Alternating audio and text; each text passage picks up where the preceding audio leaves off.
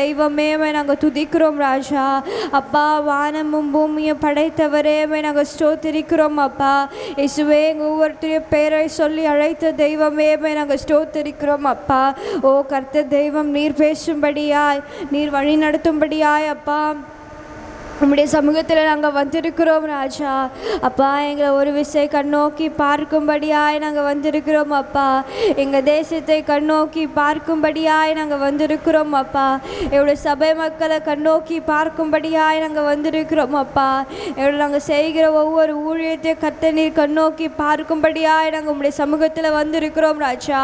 ஓ உமக்கு நாங்கள் நன்றி செலுத்துகிறோம், நன்றி செலுத்துகிறோம், நன்றி செலுத்துகிறோம், நன்றி செலுத்துகிறோம் அப்பா.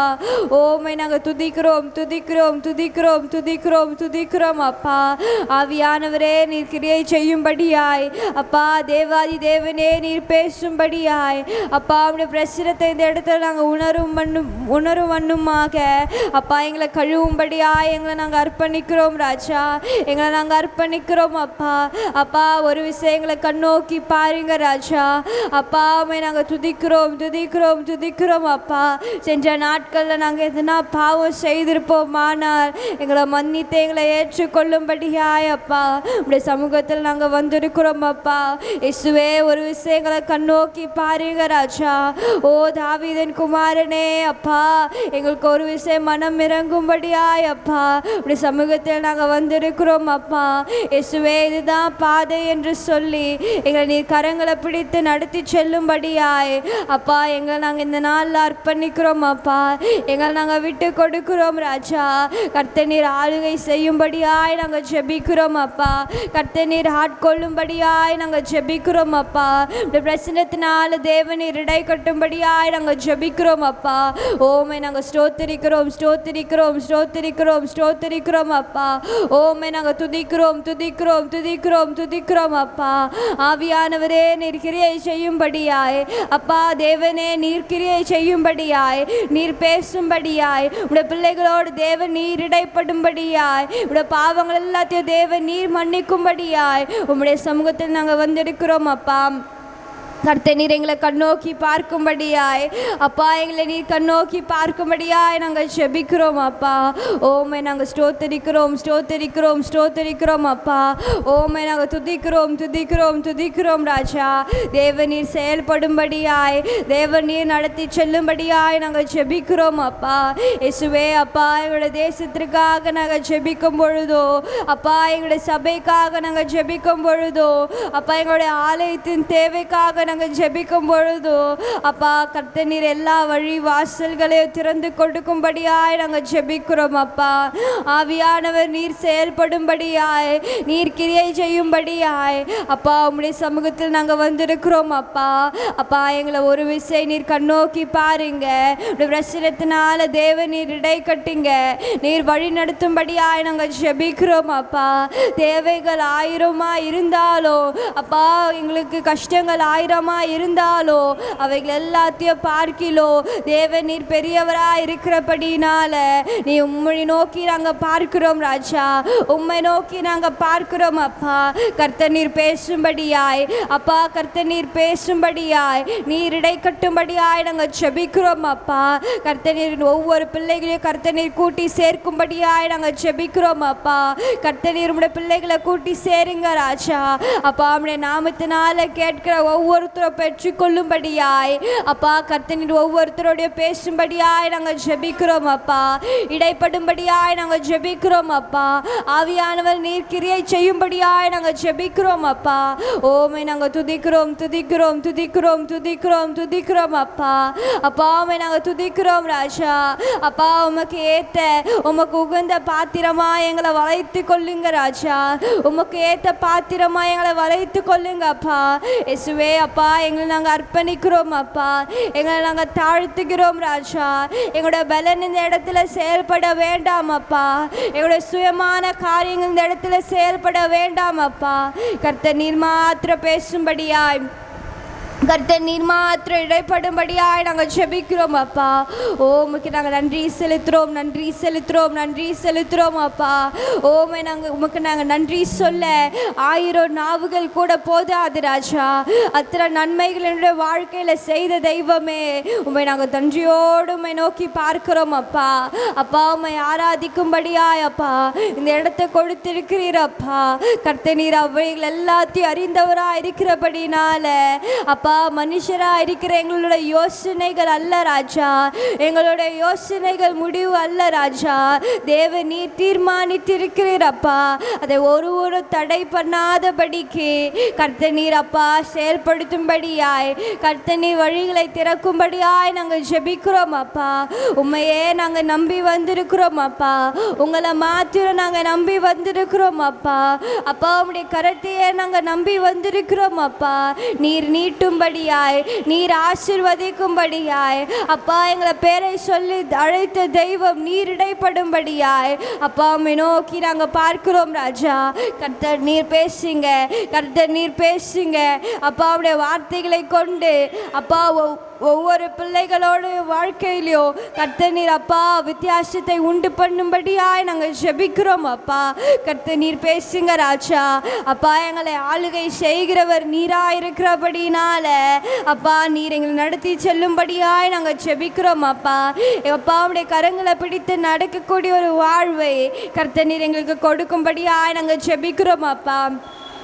ஆவியானவர் நீர் செயல்படும்படியாய் எங்களை நாங்கள் அர்ப்பணிக்கிறோம் அப்பா. எங்களோட சுயமான காரியங்கள் இந்த இடத்துல செயல்பட வேண்டாம் அப்பா.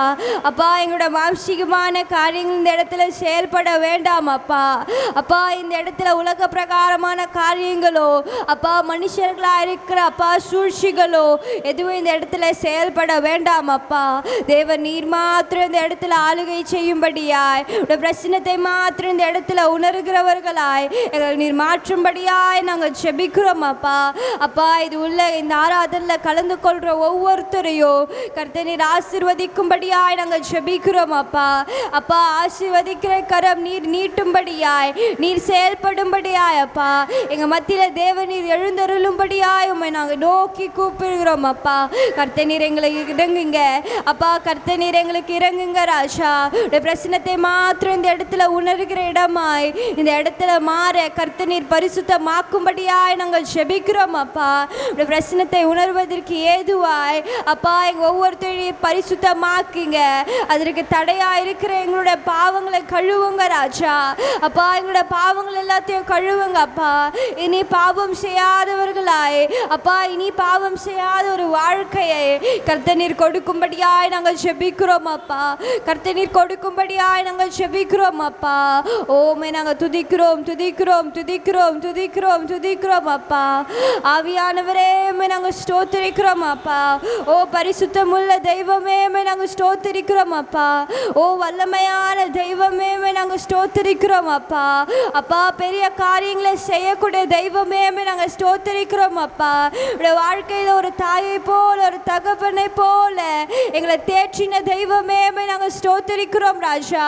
அப்பா கர்த்தர் நீர் செயல்படும்படியாய், நீர் இடை கட்டும்படியாய், ஒவ்வொரு பிள்ளைகளோடைய தேவநீர் பேசும்படியாய் அப்பா கர்த்தர் நீர் ஒவ்வொருத்தரையும் கூட்டி சேருக்கும்படியாய் நாங்கள் ஜெபிக்கிறோம் அப்பா. மாம்சிகம் இந்த இடத்துல செயல்படாதபடி அப்பா, சுயம் இந்த இடத்துல செயல்படாதபடி கர்த்தர் நீர் வேலி அடைக்கும்படியாய் நாங்கள் ஜெபிக்கிறோம் அப்பா. கர்த்தர் நீர் வேலி அடைக்கும்படியாய் நாங்கள் ஜெபிக்கிறோம் அப்பா. அப்பா பிசாசான எந்த விதத்திலும் தடைகளை உண்டு பண்ணாதபடிக்கு அப்பா கர்த்தர் நீர் இடை கட்டுங்க. தேவ நீர் பேசுங்க, நீர் வழி நடத்துங்க அப்பா. இயேசுவே நாங்கள் துதிக்கிறோம் துதிக்கிறோம் துதிக்கிறோம் அப்பா. உம்மை துதிக்க நல்ல நாவுகள் எங்களுக்கு கொடுத்திருக்கிற தெய்வமே அப்பா. அவைகள் ஒவ்வொருத்தரும் நாங்கள் பயன்படுத்த கர்த்தனை உதவி செய்யுங்க அப்பா. உடைய ஸ்தோத்திர பலிகளை அப்பா உடைய சமூகத்தில் ஏறெடுக்கிற நாவுகளாய் அப்பா என்னோட நாவுகளை கர்த்தனை பரிசுத்தமாக்கும்படியாய் நாங்கள் ஜெபிக்கிறோம் அப்பா. ஓமே நாங்கள் துதிக்கிறோம் துதிக்கிறோம் துதிக்கிறோம் அப்பா. சென்ற நாட்கள் முழுவதும் காத்த தெய்வமே நாங்கள் ஸ்தோத்திரிக்கிறோம் ராஜா. அப்பா இந்த நாள் வரையில் எங்களை நடத்தி வந்த தெய்வமே நாங்கள் ஸ்தோத்திரிக்கிறோம் அப்பா. உம்மை ஆராதிக்கும்படியாய் அப்பா இந்த ஆராதனை உண்டு பண்ணியிருக்கிறதே உமக்கு நாங்கள் ஸ்தோத்திரிக்கிறோம் ராஜா. இந்த நாளில் கூட உம்முடைய வார்த்தையை கேட்கும்படியா எங்களை அழைத்து வந்திருக்கிறீரே நாங்கள் ஸ்தோத்திரிக்கிறோம் அப்பா. எத்தனையோ பேரால் இந்த நாளான வார்த்தையை கூட கேட்க முடியாத அளவிற்கு உம்முடைய சமூகத்தை நெருங்க முடியாத அளவிற்கு, தேசத்திற்காக ஜெபிக்க முடியாத அளவிற்கு, நம்மளுடைய குடும்பத்திற்காக ஜெபிக்க முடியாத அளவுக்கு அப்பா தள்ளப்பட்டு இருக்கலாம் ராஜா. ஆனா தேவனீர் எங்களுக்கு ஒரு வாய்ப்பு கொடுத்ததற்காக அப்பா உமக்கு நாங்கள் கோடி நன்றி செலுத்துறோம் அப்பா. அப்பா நன்றிகளை உம்முடைய சமூகத்தை நாங்கள் ஏறடைக்கிறோம் அப்பா. அப்பா கர்த்தாவே அப்பா இந்த நாள் வரையிலும் அப்பா எந்த பலவீனமோ எந்த தீமையான காரியமோ பிசாசுடைய சூழ்ச்சிகளை எங்களை மேற்கொள்ளாதபடிக்கு அப்பா கர்த்தரீர் எங்களோடு இருந்ததற்காக உமக்கு நாங்கள் நன்றி செலுத்துறோம் அப்பா. வார்த்தைகளை கொண்டு அப்பா எங்களை போஷித்ததற்காக உமக்கு நாங்கள் நன்றி செலுத்துறோம் அப்பா. அப்பா எங்களுடைய குடும்பங்கள் எல்லாத்தையும் காத்து கொண்டதற்காக உமக்கு நாங்கள் நன்றி செலுத்துறோம் அப்பா.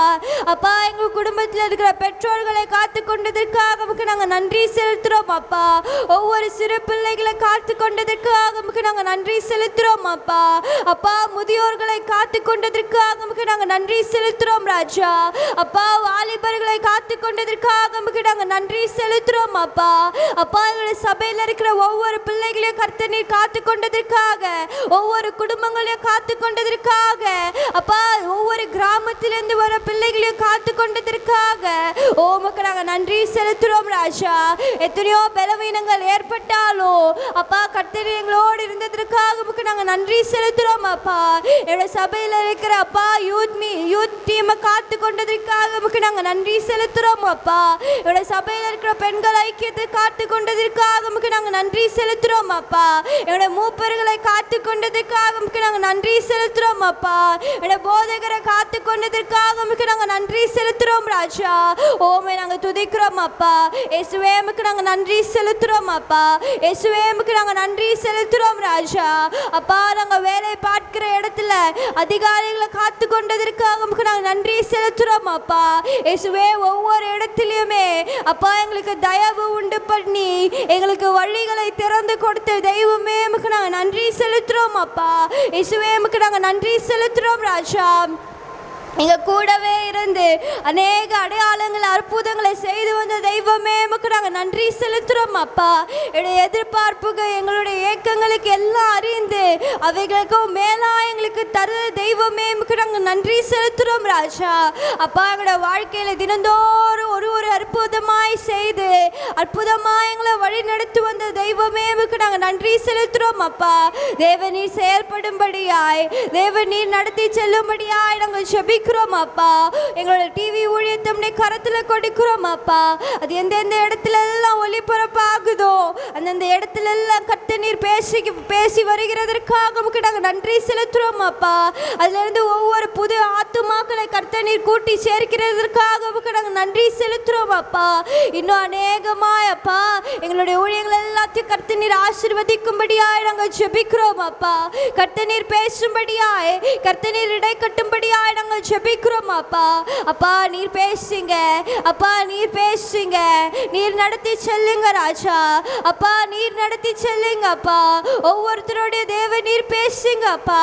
அப்பா இனி வரப்போகிற நாட்கள்ல கூட தேவ நீர் அப்பா இது இப்படியா எங்களை நடத்தி செல்லுவீர் என்று அப்பா உம்மை நோக்கியே நாங்கள் பார்க்கிறோம் அப்பா.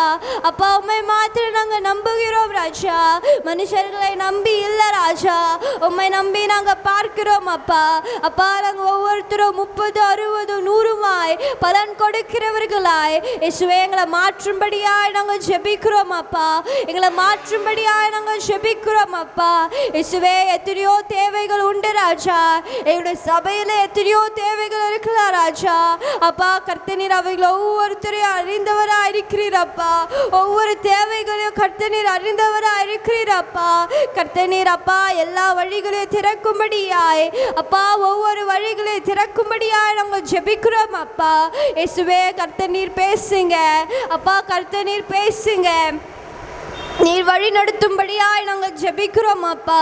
நீர் பேசும்படியாய் அப்பா, ஒவ்வொரு பிள்ளைகளோடு தேவன் நீர் இடை கட்டும்படியாய் நாங்கள் ஜெபிக்கிறோம் அப்பா. உமக்கு நாங்கள் நன்றி செலுத்துறோம், நன்றி செலுத்துறோம், நன்றி செலுத்துறோம், நன்றி செலுத்துறோம் அப்பா. இயேசுவே அப்பா, எங்களை நாங்கள் அர்ப்பணிக்கிறோம் அப்பா, எங்களை நாங்கள் தாழ்த்துகிறோம் ராஜா. எங்களுடைய பலன் அல்ல அப்பா, அப்பா எங்களுடைய சுயமான காரியங்கள் அல்ல ராஜா, அப்பா எங்களுடைய ஞானம் அல்ல ராஜா.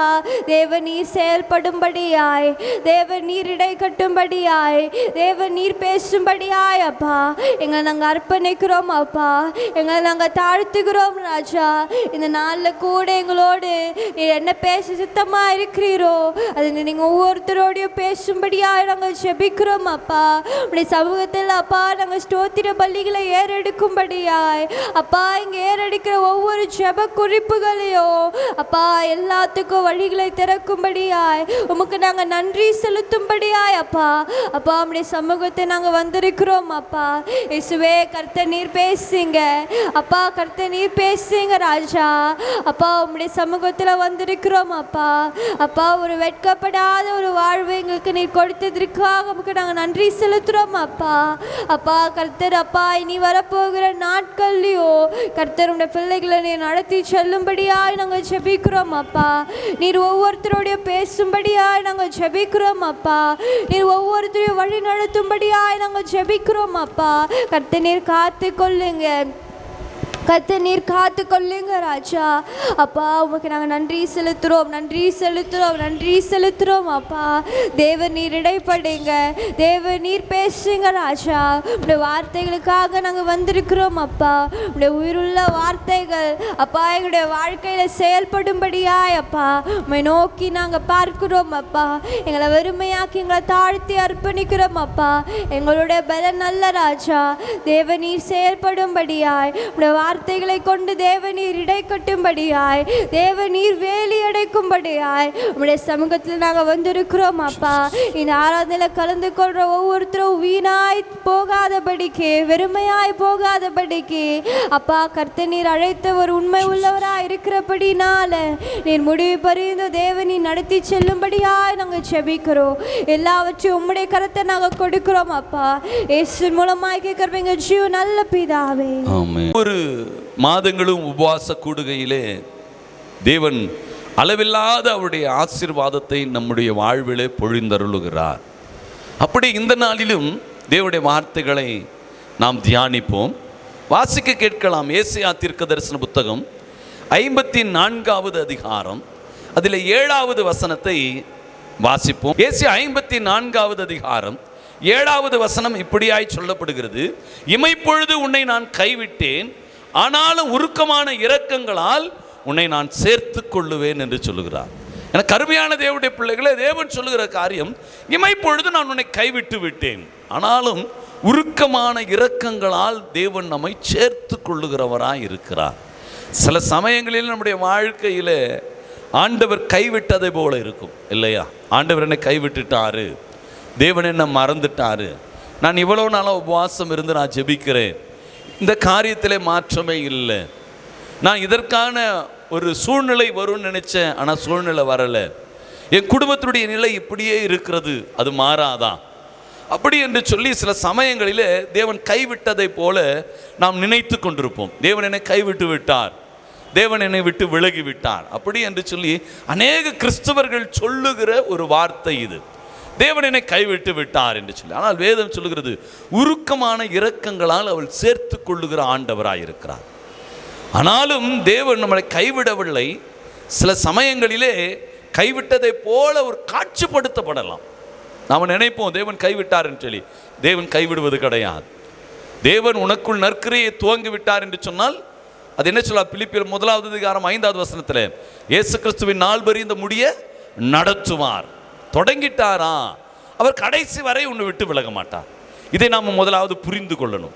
நாம் புரிந்து கொள்வது கிடையாது தேவன் கைவிட்டுட்டார் அப்படி நாம் நினைத்து கொள்கிறோம். தேவன் கைவிடுவது கிடையாது. எந்த சூழ்நிலைகளிலும் தேவன் நம்மை விட்டு விலகுகிற தேவன் இல்லை, நம்மை விட்டு விலக மாட்டார். உனக்குள் நற்கிரியை துவங்கி விட்டாரா? பிலிப்பியருக்கு பவுல் எழுதும்போது சொல்றார், பிலிப்பியர் 1வது அதிகாரம் 5வது வசனத்தில், உனக்குள் நற்கிரியை துவங்கியவர் அவர் இயேசு கிறிஸ்துவின் நாள் பரியந்தம் முடிய நடத்துவார். அவர் நடத்துவார், கைவிட மாட்டார். நிச்சயமாய் கடைசி வரை உங்களோடு தான் இருப்பார். ஆனால் ஏன் சில சமயங்களிலே கைவிடப்பட்டதை போல ஒரு சூழ்நிலை காட்சிப்படுத்தப்படுகிறது? ஏன் அப்படி இருக்கிறதுன்னு சொன்னால், நாம சில சமயங்களிலே நாம தான் தேவனை விட்டு விலகி நிற்போம். அதான் சில சமயத்தில் ஒரு ஜோக்கா கூட சொல்லுவாங்க, முள்ளு என்ன குத்திடுச்சு அப்படின்வாங்க. முள்ளு குத்தல, நானா முள்ளு இருக்கிற மேல காலை வைத்து விட்டேன். ஆனால் நம்முடைய வாய் சொல்ல என்ன சொல்லுவோம்? முள்ளு என்ன குத்திடுச்சு, அது வந்து நம்மளை குத்திட்ட மாதிரி சொல்றோம். அப்படிதான் ஆண்டவர் என்னை விட்டு விலகி போயிட்டாருன்ற விலகல. தேவன் நம்மோடு தான் இருக்கிறார். தேவன் நம்மோடு தான் இருக்கிறார். நாம செய்கிற சில தவறுகள் தேவன் நம்மை விட்டு விலகிட்டதை போல காணப்படலாம். ஆனால் தேவன் நம்மை விட்டு விலகுவது இல்லை. தேவன் உங்களை கைவிட மாட்டார். தேவன் உங்களை விட்டு விலக மாட்டார் என்கிற நிச்சயத்தை பெற்றவர்களாய் நீங்கள் உங்களுடைய வாழ்வை நகர்த்துவது, உங்களுடைய ஆவிக்குரிய பயணம் வெற்றி அடைவதற்கு அது ஏற்றதாக இருக்கும். அது வெற்றி அடைவதற்கு அது ஏற்றதாக இருக்கும். அதை நாம் புரிந்து கொள்ளணும். நாம் புரிந்து கொள்வது கிடையாது.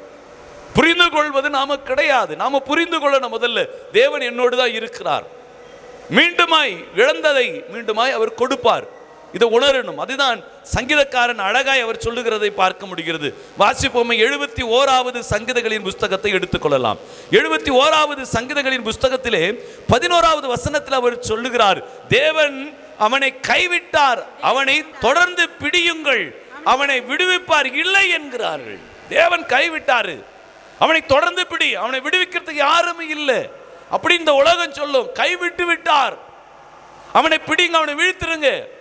பிசாசு அப்படிதான் சொல்லுவான், உன்னை ஆண்டவர் கை விட்டுட்டாரு, உன்னை விட்டு விலகிட்டாரு, உன்னை விட்டு விலகிட்டாரு, உன்னை அழிக்கிறோம் பார், அப்படிதான் சொல்லுவான். சில சமயங்கள்ல நாம் கூட நினைப்போம், ஐயோ தேவன் கை விட்டுட்டார், அவ்வளவுதான், எனக்கு தோல்விதான், தேவன் என்னை விட்டு விலகிட்டார், என் வாழ்க்கையிலே நான் இதை அடைய முடியாது, தேவன் எனக்கு வைத்திருக்கிற நன்மையை நான் பெற முடியாது, தேவன் எனக்கு வைத்திருக்கிற நன்மைகளை ஆசீர்வாதங்களை நான் பெற்றுக்கொள்ள முடியாது அப்படி நாம நினைக்கிறோம். இல்லை இல்லை, அது உலகம் நினைக்கும். முன்னாடி வாசிப்ப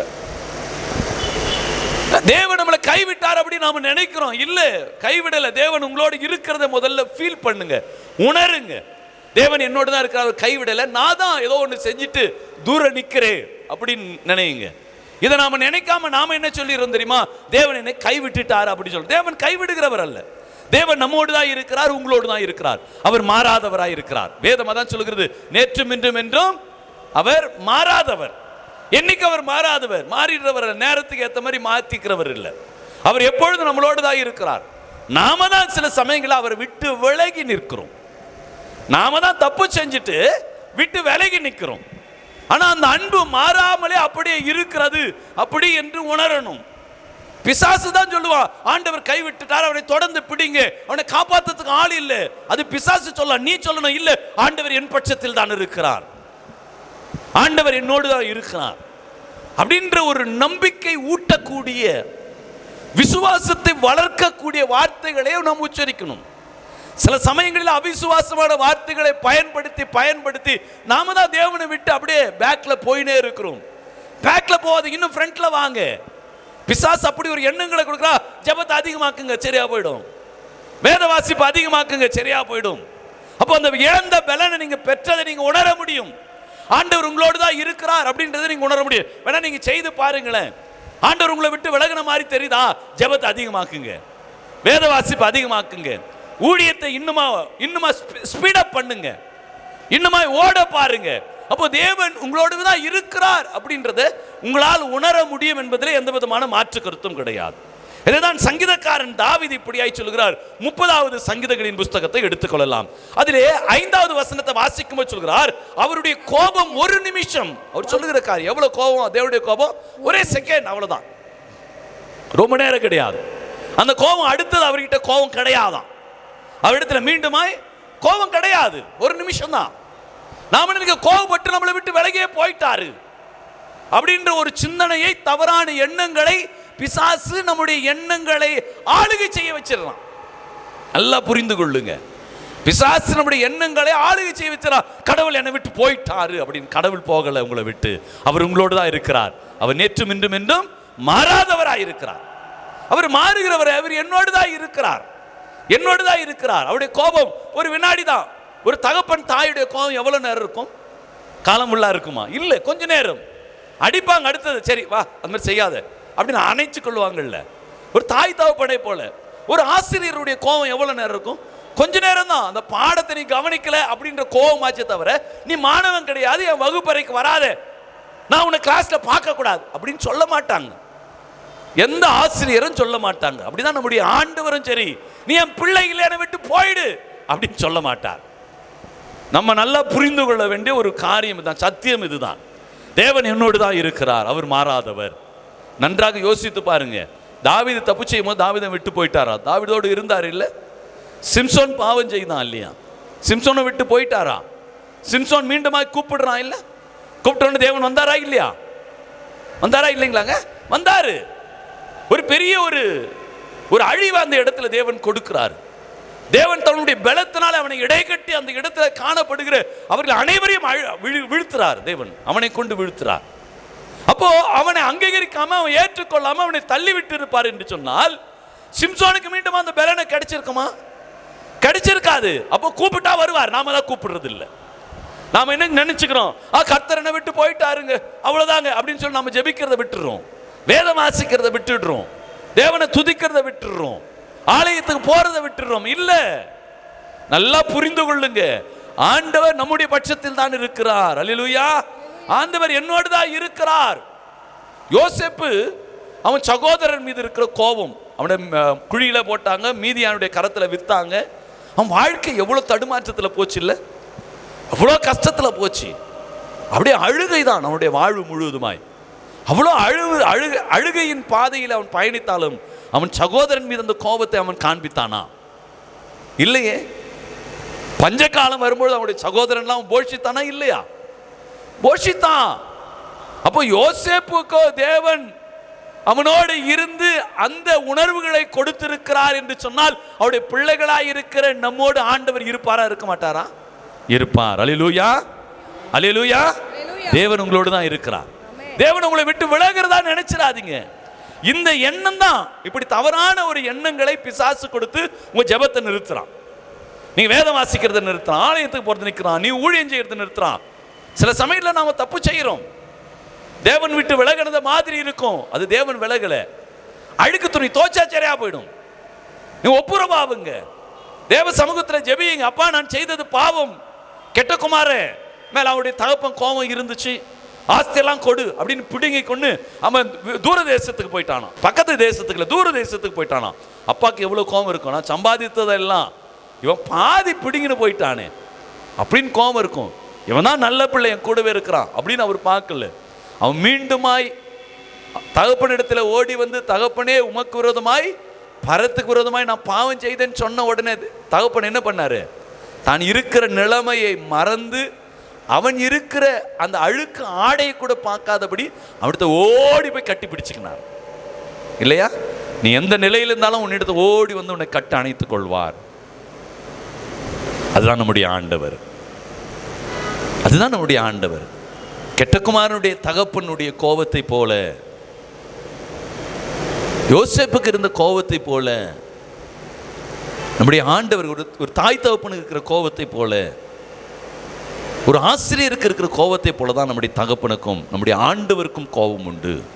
ஆனால் அந்த கோபம் எவ்வளவு நேரம் வேதம் சொல்லுது?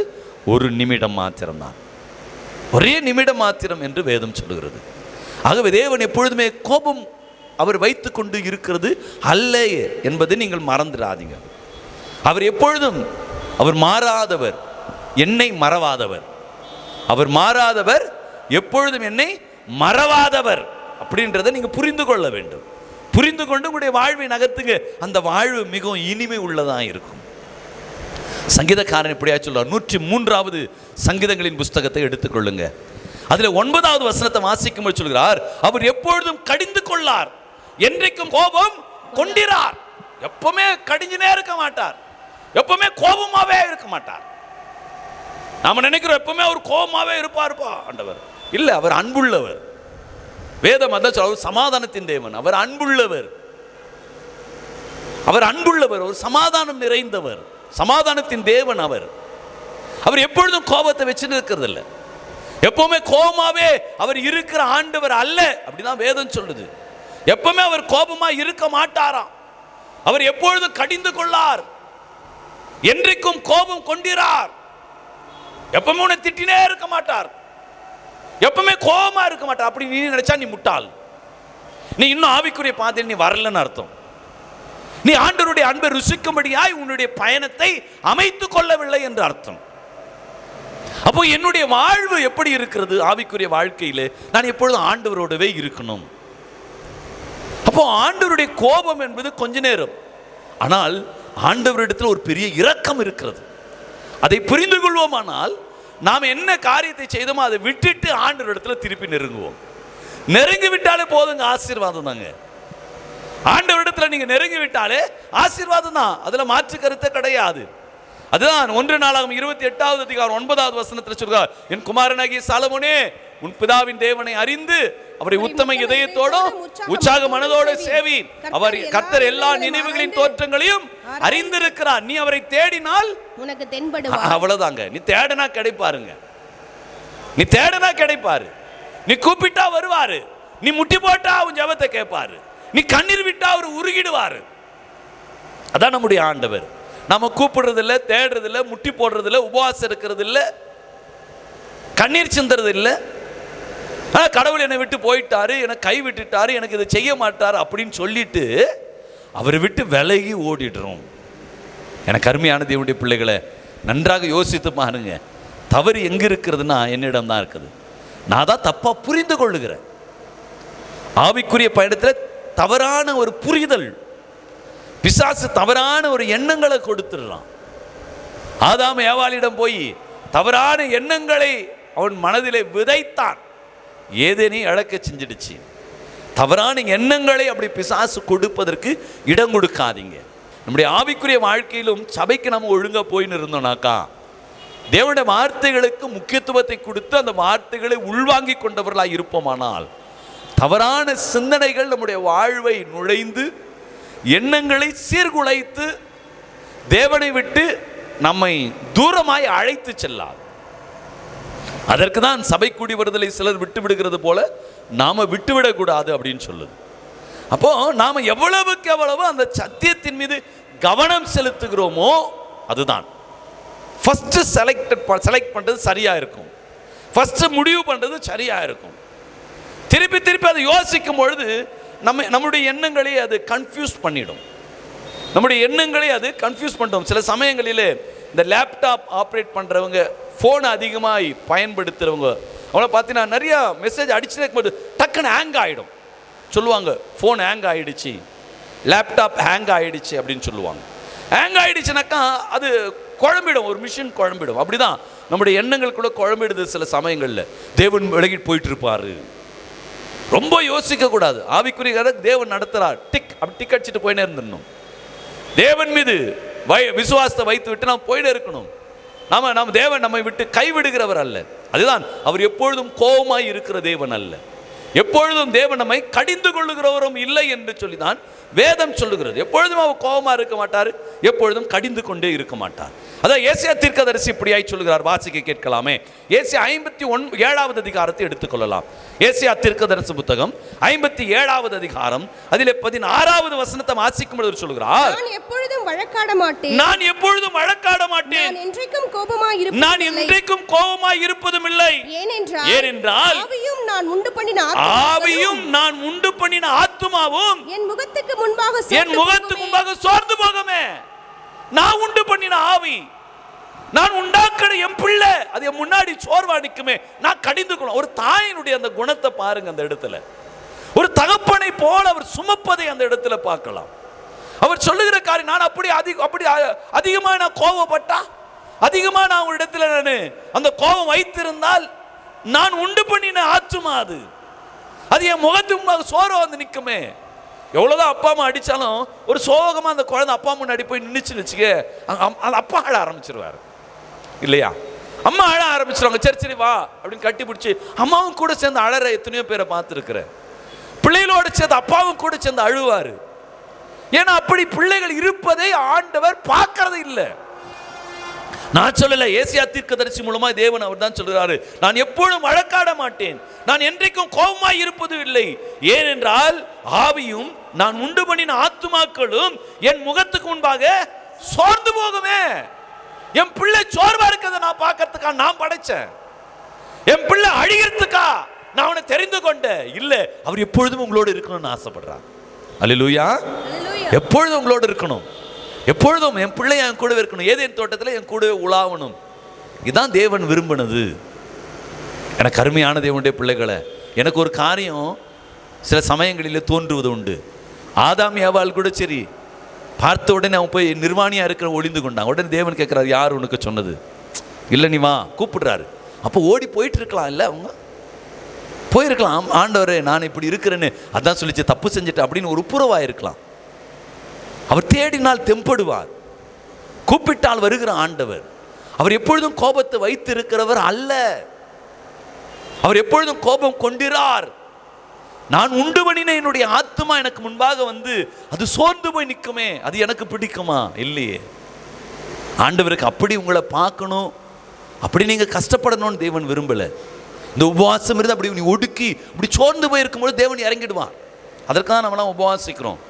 இந்த சோர்ந்து போது பாரு, இந்த ஆத்மா சோர்ந்து போகிறது ஆண்டவர் விட மாட்டார். உபவாசம் இருந்தால் ஏன் கடவுள் கேட்கிறாரு? ஏன் உங்களுடைய ஜெபங்கள் கேட்கப்படுகிறது? ஏன் உபவாசம் இருந்தால் அற்புதம் நடக்குது? ஏன் உபவாசம் இருந்தால் பேய் ஓடுது தெரியுமா? நாம் உபவாசம் இருந்து நம்ம சோர்ந்து போகிறது ஆண்டவர் பார்க்க விரும்பலை. நீ சந்தோஷமாக இருக்கணும்னு நினைக்கிறார், நீ ஆசீர்வாதமாக இருக்கணும்னு நினைக்கிறார், உன் வாழ்க்கை நன்மைனாலே முடிசூட்டப்படணும்னு நினைக்கிறார். இதுதான் நம்முடைய ஆண்டவர். நாம தான் புரிந்து கொள்ளாமல் நாம் என்ன செய்கிறோம்? கர்த்தர் என்னை கைவிட்டுட்டார். கர்த்தர் கைவிடலை, நாம தான் விலகி நிற்கிறோம். அந்த கோபம் ஒரு நிமிடம், அப்படிதான் பைபிள் சொல்லுது. ஒரே ஒரு நிமிடம், அவ்வளோதான், ஒரு வினாடி.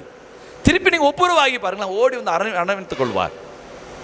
கெட்டகுமாரன் அழுக்கு வஸ்திரம் தரித்தவனா, நல்லா யோசித்து பாருங்க. பன்றியுடைய தவடு கூட அவனுக்கு கிடைக்கலன்னா பன்றியோட அவன் சண்டை போட்டுருப்பான். இல்லை, அந்த சாப்பாடு உனக்கா எனக்கா அப்படின்னு சண்டை போட்டிருப்பான். அந்த சாப்பாடு பன்றியோட சேர்ந்து சண்டை போட்டு சாப்பிட்டு ஆடை எப்படி இருக்கும்? ஆனால் அந்த ஆடை கூட ஆண்டவர் அவர் தகப்பன் பார்க்கலையாம், ஓடி வந்து அரவணைத்து கொண்டானோம்.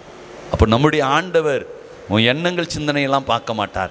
நீ எந்த நிலையில் இருந்தாலும் ஓடி வந்து அரவணைத்துக் கொள்வார். நீ செய்ய வேண்டிய ஒரே ஒரு காரியம், தகப்பனே நான் உமக்கு விரோதமாய் பறத்துக்கணும். அந்த ஒப்புரவாகிற காரியம் தான். ஒப்புரவாகிட்டாலே போதுங்க, கர்த்தரிடத்தில் அந்த நன்மையை பெற்றுக்கொள்ளும்.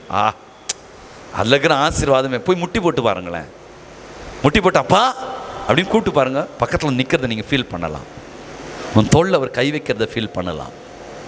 நாம தான் தூரமாக அவர் எங்கேயோ இருக்கிறாரு, நான் கூப்பிட்டாலும் வருவாரா, பாஸ்டர் ஜெபிச்சாதான், அவங்க ஜெபிச்சாதான், நான் போய் உப்புரவானாலே ஒடியாந்துருவார். நான் சோகமாக இருக்கிறது என் ஆண்டவர் பார்க்கிறவர் அல்ல. அவருக்கு அது விருப்பம் இல்லை. எப்பவுமே கோபத்தை வச்சுன்னு இருக்கிறவர் இல்லை. கோபம் வச்சாரு, என்ன தண்டிச்சாரு, இந்த காரியத்தை எனக்கு கொடுக்கல உண்மைதான், ஆனால் கூப்பிட்டா வருவார் ஆண்டவர். நான் கூப்பிட்டா வருவார், கூப்பிட்டா வருவார். நான் சோகமாக இருக்கிறத பார்க்க என் ஆண்டவருக்கு விருப்பம் இல்லை.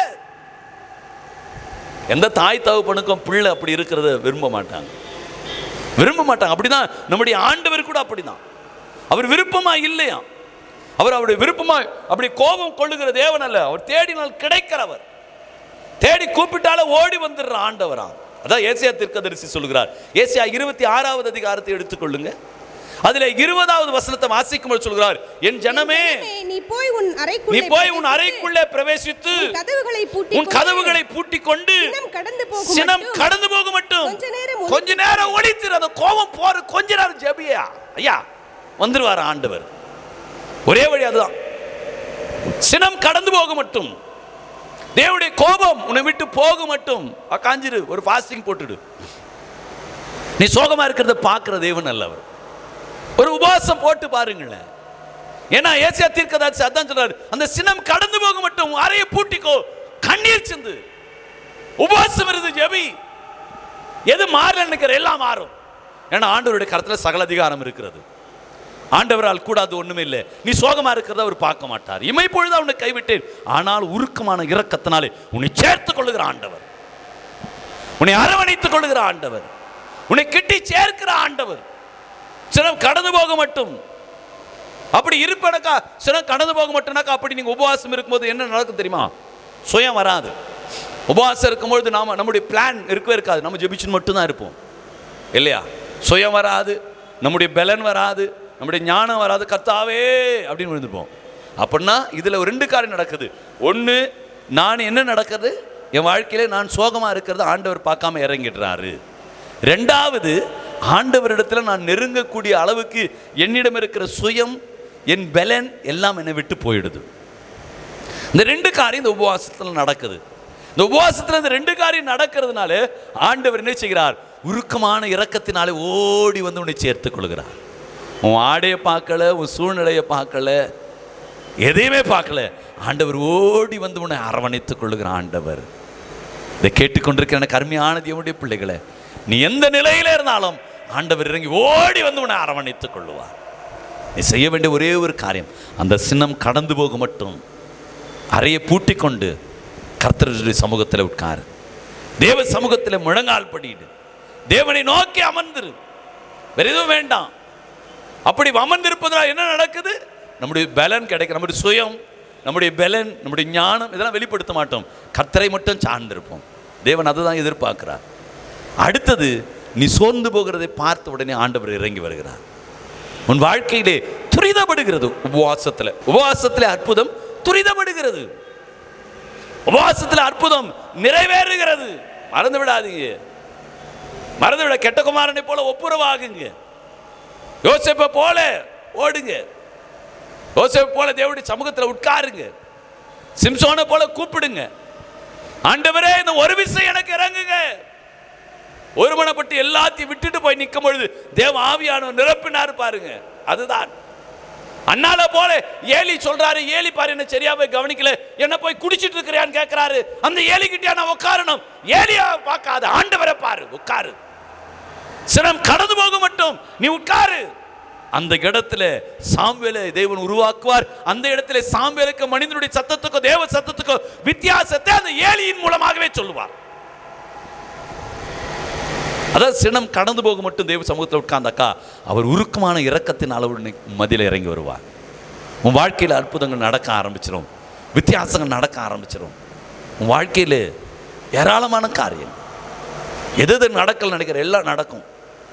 உனக்கு இதுவே கிடையாதையா, ஆண்டவர் திறந்து கொடுத்துட்டாருங்க. வயசாயிடுச்சு கிடையாது, என் ஆண்டவரால் எல்லாமே கூடுங்க. என்ன குறை இருக்குதுன்னு பாருங்க. ஆண்டவருக்கு எனக்கு எது பிரிவினையா இருக்குது அது ஒப்புரவாகும். ஒப்புரவாகாமே கர்த்தாவேன்னு போய் ஜெபிக்கிறதுல ஒன்றுமே கிடையாது. ஒன்றுமே கிடையாது. இந்த கோபம் கடந்து போகிற வரைக்கும் உட்காருங்க. சின்ன சின்ன தவறு கூட இடம் கொடுக்காதீங்க. நான் அடிக்கடி சொல்கிற காரியம், இந்த கொசு வலையை நான் விரித்து உள்ளே நான் அமர்ந்திருந்தாலும் உள்ளே கொசு வருகிறது என்று சொன்னால் கிழிந்திருக்க தேவையில்லை. கொசு வலை கிழிந்திருக்க தேவையில்லை. அந்த கொசு வலை எதில் இருக்குது? எல்லாம் துவாரங்களினாலே நிரம்பி இருக்கும். ஒரு துவாரம் இருக்கிற துவாரம் கொஞ்சம் பெருசாக இருந்தால் போதும். கொசு வலையுடைய துவாரம் விட கொசு நுழையாத அளவுக்கு தான் துவாரம் இருக்கும். அது நுழையக்கூடிய அளவுக்கு கொஞ்சம் பெருசாக இருந்தால் போதும், உள்ள நுழைஞ்சிடும். அதுபோல தான் நம்முடைய வாழ்க்கையில் நான் என்ன பாவம் செஞ்சேன், நான் குடித்தேனா, நான் சிகரெட் பிடிச்சேனா, அப்படி இல்லை. செய்யறதுல கொஞ்சம் பெருசா, கொஞ்சம் உன் சுயம் அதில் கலந்து, உன் பலன் அதில் கொஞ்சம் கலந்துருக்குதான் பாரு. எதில் நான் மாம்சீகமாக செயல்பட்டேன் பாரு, எதில் சுயமாக செயல்பட்டேன் பாரு, அதை கொஞ்சம் சிறுசாக்கிடு, அதை எடுத்து போட்டு. கொசு உள்ள வராது, கொசு உள்ள வராது. உன் வாழ்க்கையிலே சாபம் வராது, தடை வராது. தேவன் உருக்கமான இரக்கங்களினாலே உன்னுடைய வாழ்வை முடிசூட்டுவார். உருக்கமான இரக்கங்களினாலே உன் வாழ்வை அவர் முடிசூட்டுகிறவராய் இருப்பார் என்பதிலே எந்த விதமான மாற்று கருத்தும் கிடையாது. தேவன் நிச்சயமாய் இரக்கமுள்ள ஆண்டவராய் இருக்கிறார். இரக்கமுள்ள ஆண்டவராய் இருக்கிறார். அவர் எப்பொழுதும் கோபத்தை வைத்திருக்கிறவர் அல்ல. அதான் எரேமியா தீர்க்கதரிசன புத்தகத்தில் எரேமியா சொல்கிறார். எரேமியா 3வது அதிகாரத்தில் 5வது வசனத்தை வாசிக்கும் சொல்றாரு, சதா காலமும் கோபத்தை வைத்திருப்பாரோ அது என்றென்றைக்கும் காப்பாரோ என்கிறாய் அல்லவோ.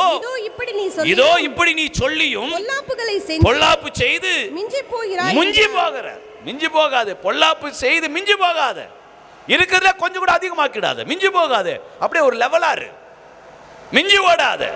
அவர் அப்பவுமே கோபம் வச்சுன்னு பாரா நான் இப்படிதான் இருப்பேன் அப்படின்னு இருக்காத, பிடிவாதம் பிடிக்காத. நான் இப்படி தான் செய்ய மாட்டேன், அந்த காரியம் இப்படி இருக்கு, இந்த காரியம் இப்படி இருக்கு, இதனால நான் இப்படி தான் இருப்பேன் அப்படின்னு மிஞ்சி செய்யாதீங்க. சரண்டர் ஆயிடுங்க, போங்க. ஏன்னா அங்கதான் உருக்கமான இரக்கம் இருக்கிறது. அவர் அப்படியே கோபமா இருப்பாரா, பார்த்துக்கலாம் போ, நான் அவர்கிட்ட வரமாட்டேன், நான் ஜெபிக்க மாட்டேன், நான் இதை செய்ய மாட்டேன். அவர் கூப்பிட்டாக்கா நான் போகணுமா, நான் அப்படிதான் இருப்பேன் அப்படின்றதெல்லாம் ஒண்ணுமே கிடையாது. கிரியை நடக்காது. அந்த உருக்கமான இரக்கமுள்ள தேவனாய் உன் மத்தியிலே அவர் கடந்து வர முடியாது. இதை நாம் புரிந்து கொள்ளணும். புரிந்து கொள்ளாம நாம நம்முடைய வாழ்வை நகர்த்தி கொண்டிருக்கிறோம். அதே அதிகாரத்திலே 15வது வசனத்தை வாசித்து பாருங்க. உங்களுக்கு என்னுடைய இருதயத்துக்கு ஏற்ற மேய்ப்பர்களை கொடுப்பேன், அவர்கள் அறிவோடும் புத்தியோடு நடத்துவார்கள். நல்ல மேய்ப்பரை கொடுப்பார், உனக்கு ஒரு நல்ல ஆலோசனை கொடுப்பார், புத்தியோடு உன்னை நடத்துகிற ஒரு வாழ்வாக உங்களுடைய வாழ்வை மாற்றுவார் ஆண்டவர். ஒரு ஆண்டவர் மாற்றுவார். ஒரு மாறணும், மாற்ற வேணும். 14வது வசனத்தை வாசித்து பாருங்க. சீர்கெட்ட பிள்ளைகளே திரும்புங்கள் என்று கர்த்தர் சொல்லுகிறார். நான் உங்கள் நாயகர், நான் உங்களை ஊரில் ஒருவனும் வம்சத்தில் 2 பேருமாக தெரிந்து. அவர் என்ன சொல்றாருனாக்கா, சீர்கெட்ட பிள்ளைகளே மனம் திரும்புங்க. அவர் என்ன நம்ம இடத்துல எதிர்பார்க்கிறார்? மனம் திரும்பு. இந்த மனமாற்றத்தை தான் தேவன் கேட்கிறார், வேற எதையும் கேட்கல. இந்த மனமாற்றம் இருந்து விட்டாலே போதும். அதுதான், அந்த மனமாற்றத்திற்காக தான் அவர் உன் அறையை பூட்டி கொண்டு ஜெபிக்கப்பார், உபவாசம் இருக்கப்பார். இந்த மனமாற்றத்திற்காக தான் உபவாசம் கொடு. இந்த உபவாசம் மனமாற்றத்திற்குள்ளாக நடத்தப்படுவதற்காக தான். இந்த புரிதல் நமக்கு வேண்டும். எனக்குள் ஒரு மனமாற்றம் வேண்டும் என்கிற சிந்தனை உள்ளவர்களாய் நம்முடைய வாழ்வை நாம் நகர்த்துவது ஒரு ஆசீர்வாதம் மிகுந்ததாய் இருக்கும் என்பதை நீங்கள் மறந்துவிட வேண்டாம்.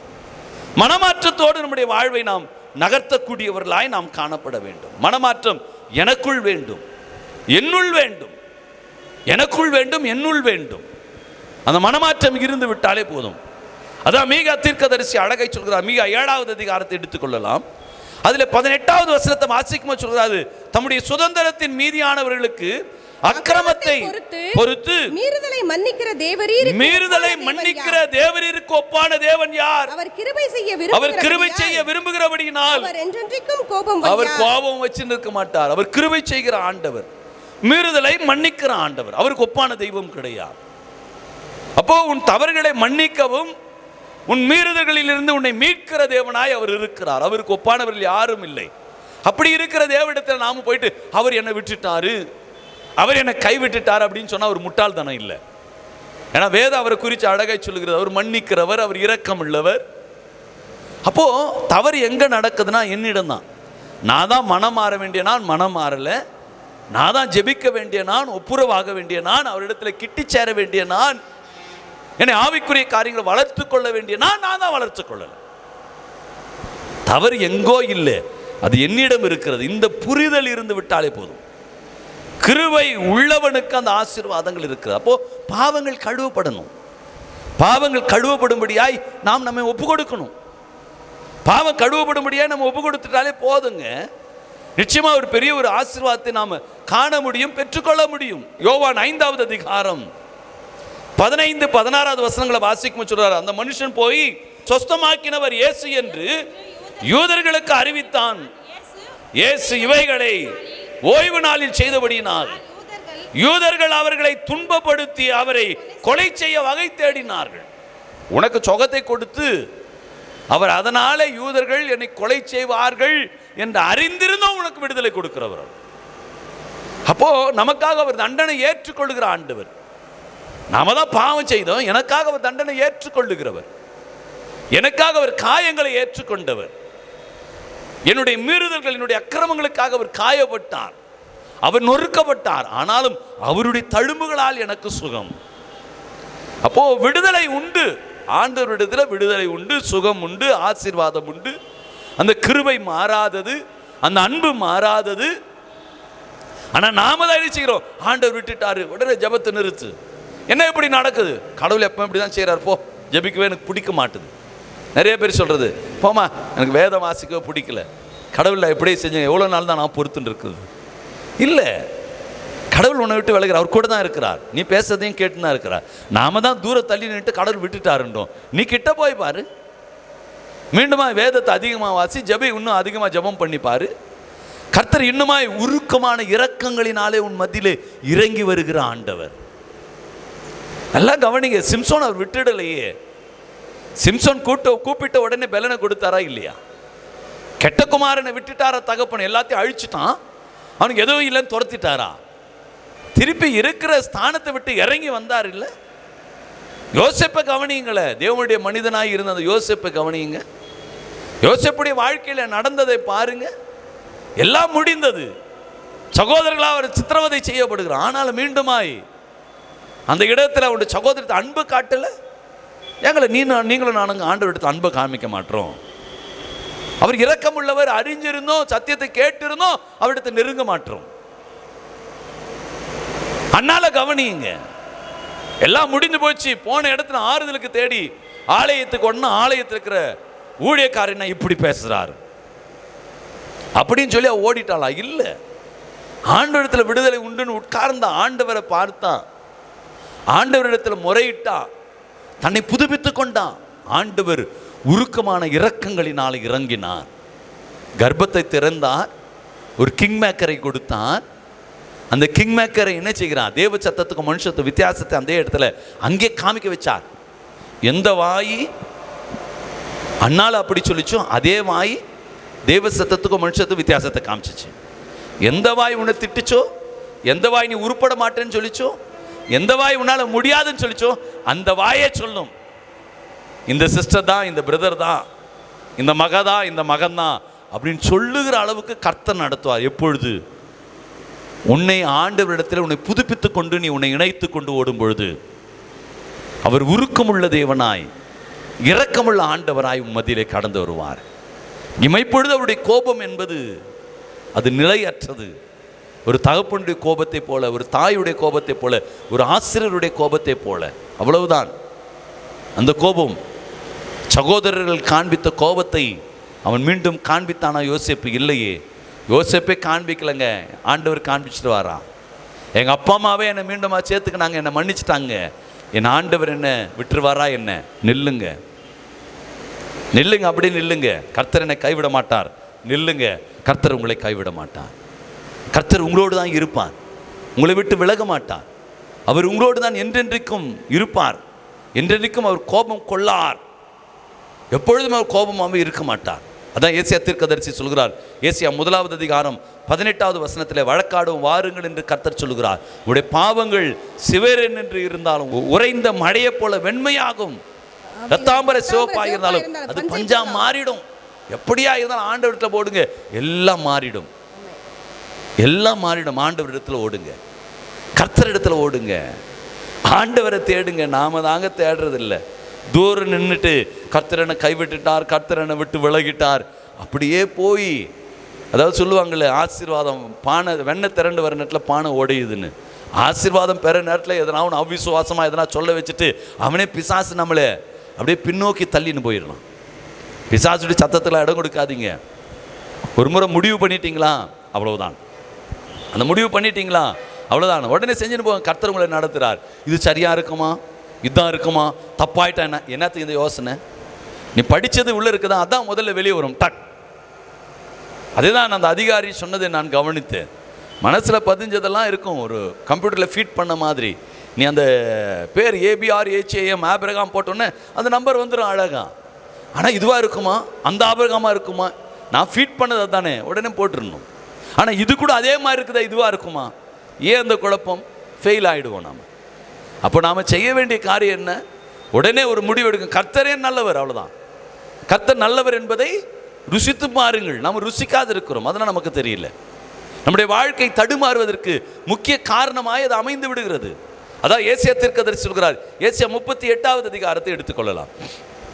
அதில் 17வது வசனத்தை வாசிக்கும் சொல்ல, இதோ சமாதானத்துக்கும் பதிலாக மகா கசப்பு வந்தது. தேவரீரோ என் ஆத்துமாவை தேவரீரோ என்னுடைய ஆத்துமாவை நேசித்து அழிவுக்கு குழிக்கு விளக்கினீர். என் பாவங்களை எல்லாம் உடைய முகத்துக்கு பின்பாக எரிந்து விட்டீர்.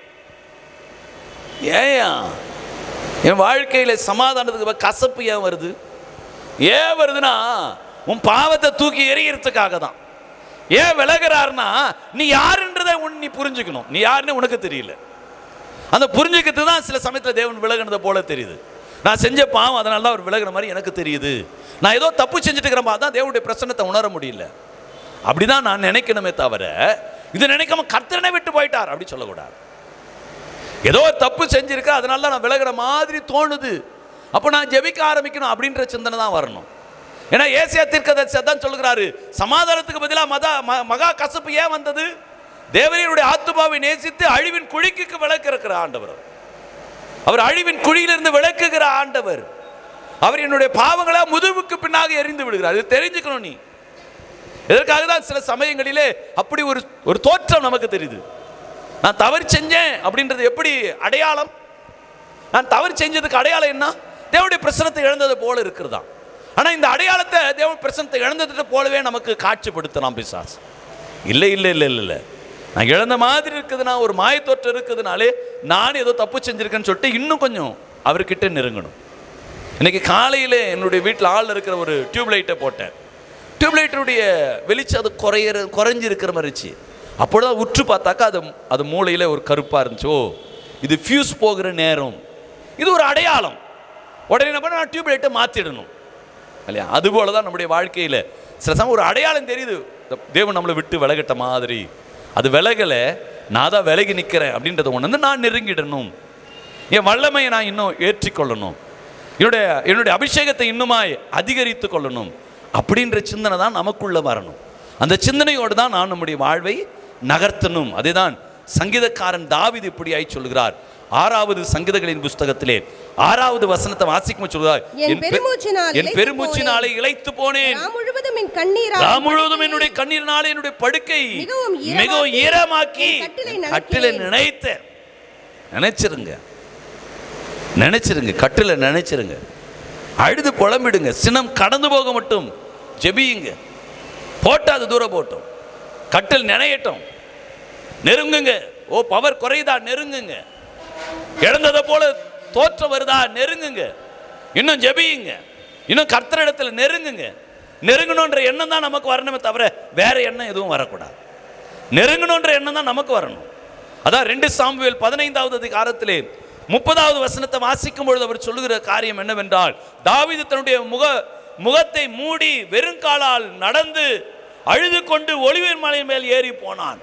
அவனோடு இருந்த சகல ஜனங்களும் முகத்தை மூடிக்கொண்டு அழுது கொண்டு போனார்கள். ஒலிவு மலையில நடந்து வெறுங்கால நடந்து போனானா. எப்படியாவது கர்த்தரை பார்த்து ஆகணும்.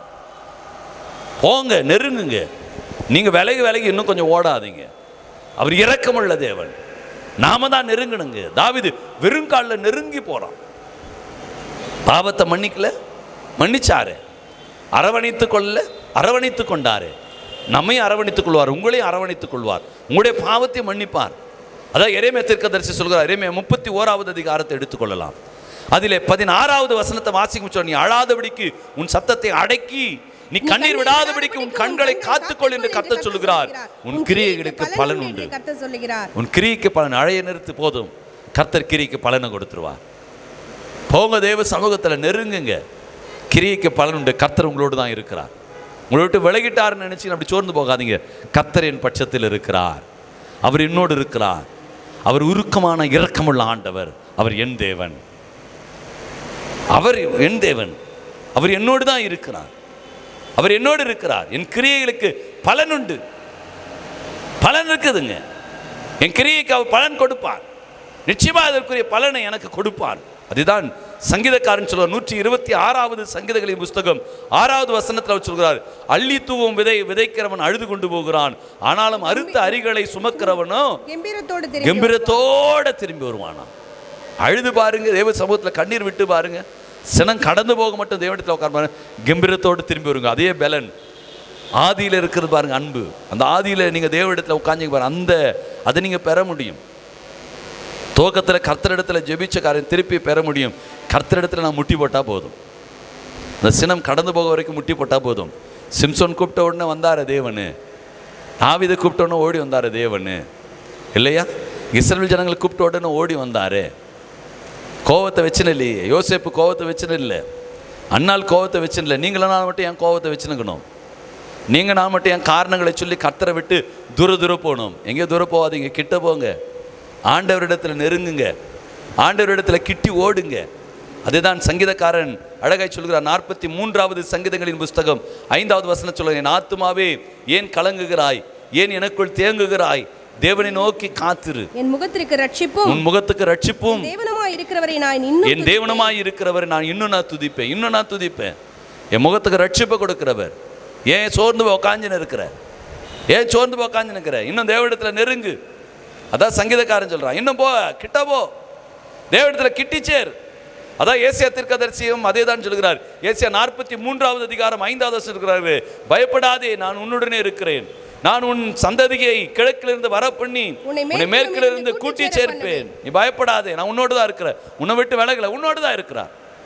ஏன் இப்படி நடந்து? அப்படி இல்லை, உன்னோடு தான் இருக்கிற. நீ ஜெபிக்கிறத விட்டுக்கிற, நீ ஜெபிச்சு பார், திருப்பி சுகம் கிடைக்கும்.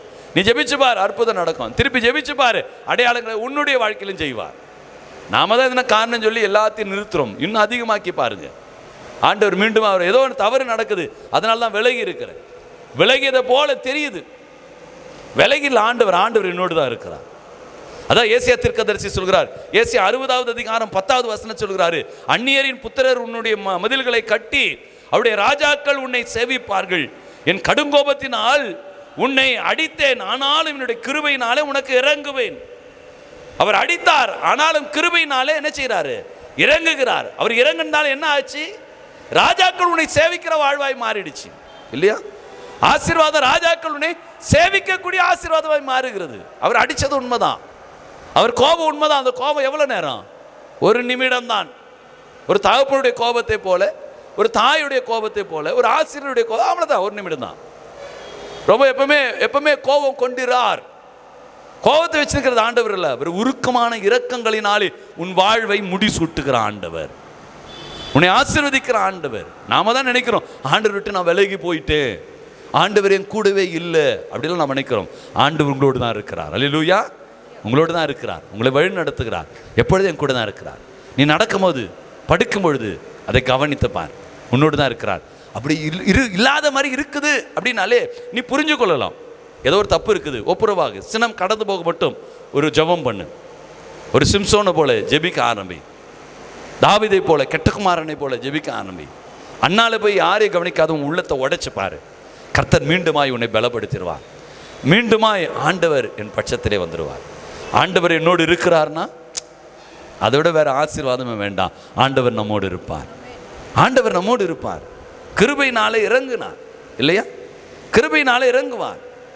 அவர் இரக்கமுள்ளவர், கிருபையாக இறங்குறவர். எல்லா கஷ்டங்கள் வந்தது, கூட பிறந்தவங்களா அப்படி பண்ணாங்க, மீதியான இப்படி பண்ணார், ராணி எல்லாரும் இப்படி பண்ணாங்க. ஆனால் கர்த்தர் கிருபையாக இறங்கினார், யோசேப்பை உயர்த்தி வைத்துட்டார் இல்லையா? ஆண்டவர் யோசேப்போடு தான் இருந்தார். எல்லா நிலைகளிலும் யோசேப்பை காத்து கொண்டார். எல்லா நிலைகளிலும் உங்களையும் காத்துக்கொள்வார், உங்களையும் உயர்த்துவார், உங்களையும் போஷிப்பார், உங்களையும் நடத்துவார். இதில் மாற்று கருத்து கிடையாது. வேறு ஏதோ வீணான சிந்தனைகளை பிசாசு கொடுத்தா இடம் கொடுக்காதீங்க. கர்த்தர் என்னோடு தான் இருக்கிறார். அப்படி எப்படி இருக்கிறாருன்னு நீ தவறு செஞ்சுக்கினே திருப்பி அப்படி சொல்லாத அப்படின்னு பைபிள் சொல்லிடுச்சு இல்லையா? நான் அப்படி தான் சொல்லிட்டு பிடிவாதமாக அப்படி மீண்டும் மீண்டுமாய் அதே சொல்லாத. ஆனால் என்கிட்ட இருக்கிறாரா இல்லையா நீ உணர்ந்து பாரு. தேவனுடைய பிரசன்னத்தை நீ உணர முடியலையா? எங்கோ ஒரு தப்பு நடக்குது, என்னன்னு பாரு. ஒரு சின்னம் கடந்து போக மட்டும் முட்டி போடு, உபவாசம் இரு. உபவாசம் இருக்கிறதுனால உன்னிடம் என்ன தவறு இருக்கிறத நீ பார்த்துக்க முடியும். உன் சுயத்தை களைச்சி போட முடியும், உன் பலனை காமிக்க முடியாது இல்லையா? உன் முக வாடலை பார்த்தோன்னே கர்த்தர் இறங்கி வந்துடுவார். ஆகவே நாம் என்ன செய்யணும்? எல்லாத்தையும் விட்டு தேவனுடைய சமூகத்தில் நெருங்கணும். அதான் அப்போஸ்தலனாகிய பவுல் கொரிந்தியருக்கு எழுதும்போது சொல்கிறார். 2 கொரிந்தியர் 4வது அதிகாரம் 17வது வசனத்தை சொல்கிறார். மேலும் காணப்படுகிறவைகளே அல்ல, காணப்படாதவைகளே நோக்கி இருக்கிற நமக்கு அது சீக்கிரத்தில் நீங்கும் இந்த லேசான உபத்திரவம் மிகவும் அதிகமான நித்திய கனமகிமை உண்டாயிருக்கிறது. மிக சீக்கிரத்திலே அந்த உபத்திரவம் நீங்கும், நித்திய கனமகிமை உங்களுக்கு உண்டாயிருக்கும். உபத்திரவங்களெல்லாம் ஓடிடும். அப்படி தான் தெரியாமல் நமக்கு ஏதோ காட்சிப்படுத்தப்படும், கடவுள் விட்டு விலகிட்ட மாதிரி. அதெல்லாம் விலகிடும். நித்திய கனமகிமை கொடுப்பார். ஒப்புரவாகுங்க, சினம் கடந்து போக மட்டும் ஜெபியுங்க, வேதம் வாசிங்க, கர்த்தர் நம்மை ஆசீர்வதிப்பார். வேதம் அழகாய் சொல்லுகிறது. ஏசியா தீர்க்கதரிசி சொல்கிறார், இமைப்பொழுது உன்னை கைவிட்டேன், ஆனாலும் உருக்கமான இரக்கங்களினாலே அவர் சேர்த்துக் கொள்கிறவர். அல்லேலூயா, அல்லேலூயா.